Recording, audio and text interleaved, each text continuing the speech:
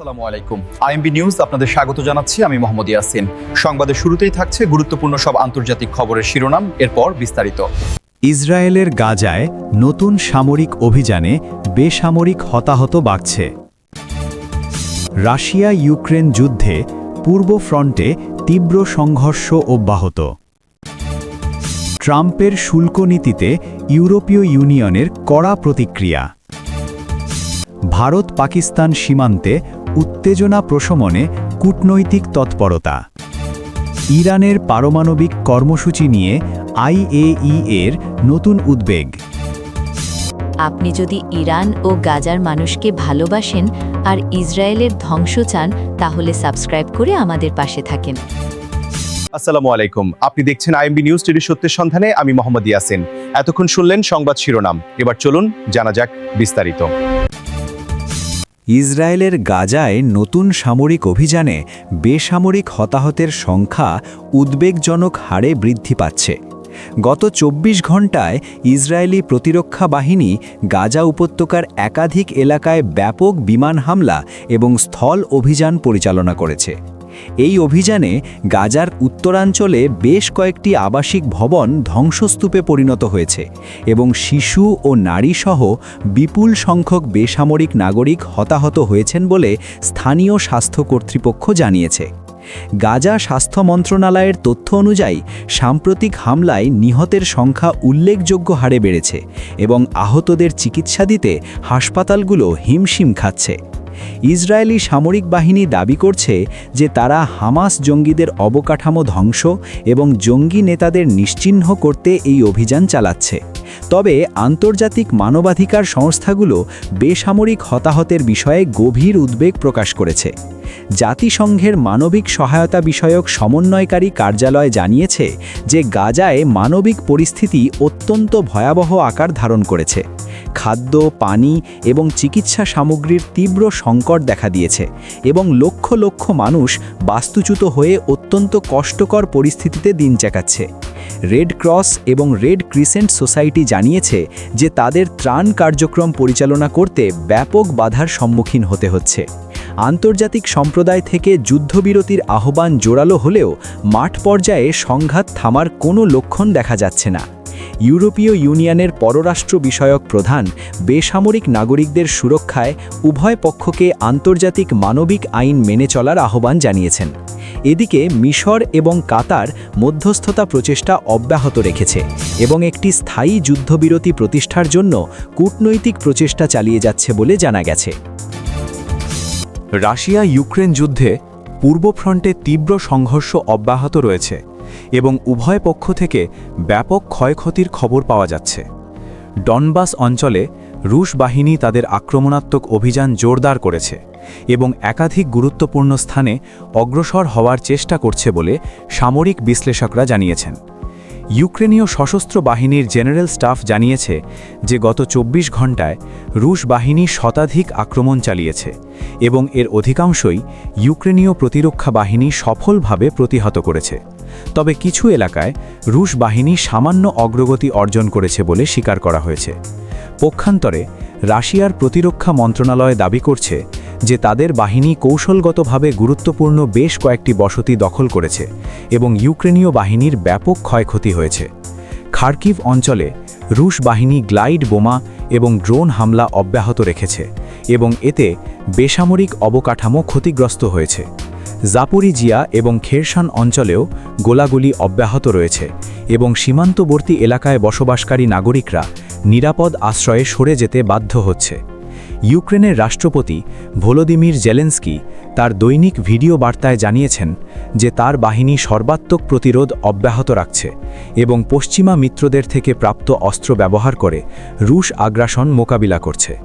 এদিকে ইউক্রেন রাশিয়ার অভ্যন্তরেও ড্রোন হামলা অব্যাহত রেখেছে এবং রুশ জ্বালানি অবকাঠামোতে আঘাত হানছে বলে খবর পাওয়া গেছে। রাশিয়া এই হামলাগুলিকে সন্ত্রাসী কর্মকাণ্ড বলে আখ্যায়িত করেছে এবং কঠোর প্রতিশোধের হুঁশিয়ারি দিয়েছে।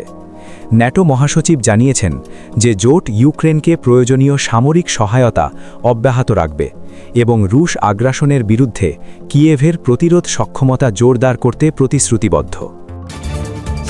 মার্কিন প্রেসিডেন্ট ডোনাল্ড ট্রাম্পের নতুন শুল্ক নীতিতে ইউরোপীয় ইউনিয়ন কড়া প্রতিক্রিয়া জানিয়েছে এবং পাল্টা পদক্ষেপ নেওয়ার হুঁশিয়ারি দিয়েছে।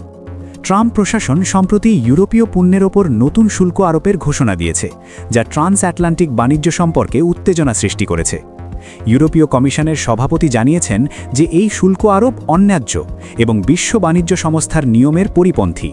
তিনি আরও বলেছেন যে ইউরোপীয় ইউনিয়ন তার স্বার্থ রক্ষায় প্রয়োজনীয় সব পদক্ষেপ নিতে প্রস্তুত এবং পাল্টা শুল্ক আরোপের বিষয়টি সক্রিয়ভাবে বিবেচনা করা হচ্ছে। জার্মানি, ফ্রান্স এবং ইটালির সরকার প্রধানরা এই শুল্ক নীতির তীব্র সমালোচনা করেছেন এবং ওয়াশিংটনকে সংলাপের মাধ্যমে সমস্যা সমাধানের আহ্বান জানিয়েছেন। জার্মান শিল্প সংগঠনগুলো জানিয়েছে যে এই শুল্ক আরোপের ফলে জার্মান রপ্তানি খাত ব্যাপকভাবে ক্ষতিগ্রস্ত হবে এবং হাজার হাজার কর্মসংস্থান হুমকির মুখে পড়বে। ফ্রান্সের অর্থমন্ত্রী বলেছেন যে এটি একটি বাণিজ্য যুদ্ধের সূচনা এবং ইউরোপ এই চ্যালেঞ্জ মোকাবিলায় ঐক্যবদ্ধভাবে সাড়া দেবে। ব্রিটেনও এই শুল্ক নীতিতে উদ্বেগ প্রকাশ করেছে এবং মার্কিন যুক্তরাষ্ট্রের সাথে দ্বিপক্ষীয় আলোচনার মাধ্যমে একটি সমাধান খোঁজার চেষ্টা করছে বলে জানা গেছে। আন্তর্জাতিক অর্থনৈতিক বিশ্লেষকরা সতর্ক করেছেন যে এই বাণিজ্য উত্তেজনা দীর্ঘায়িত হলে বিশ্ব অর্থনীতিতে নেতিবাচক প্রভাব পড়তে পারে এবং ভোক্তাদের ওপর চাপ বাড়বে। বিশ্ব বাণিজ্য সংস্থা উভয় পক্ষকে সংযত থাকার এবং আলোচনার মাধ্যমে বিরোধ নিষ্পত্তির আহ্বান জানিয়েছে। ইউরোপীয় পার্লামেন্টের বাণিজ্য বিষয়ক কমিটি জরুরি বৈঠকে মিলিত হয়ে পরিস্থিতি পর্যালোচনা করেছে এবং কমিশনকে দৃঢ় অবস্থান নেওয়ার পরামর্শ দিয়েছে। ভারত-পাকিস্তান সীমান্তে সাম্প্রতিক উত্তেজনা প্রশমনে কূটনৈতিক তৎপরতা জোরদার হয়েছে এবং উভয় দেশ সংলাপের মাধ্যমে পরিস্থিতি স্বাভাবিক করার চেষ্টা করছে। গত কয়েক সপ্তাহে নিয়ন্ত্রণ রেখা বরাবর গোলাগুলি এবং সামরিক কার্যকলাপ বৃদ্ধি পেয়েছিল, যা উভয় দেশের মধ্যে উত্তেজনা সৃষ্টি করেছিল। তবে আন্তর্জাতিক চাপ এবং আঞ্চলিক স্থিতিশীলতার প্রয়োজনীয়তার কারণে উভয় পক্ষ এখন কূটনৈতিক চ্যানেল সক্রিয় করেছে বলে জানা গেছে।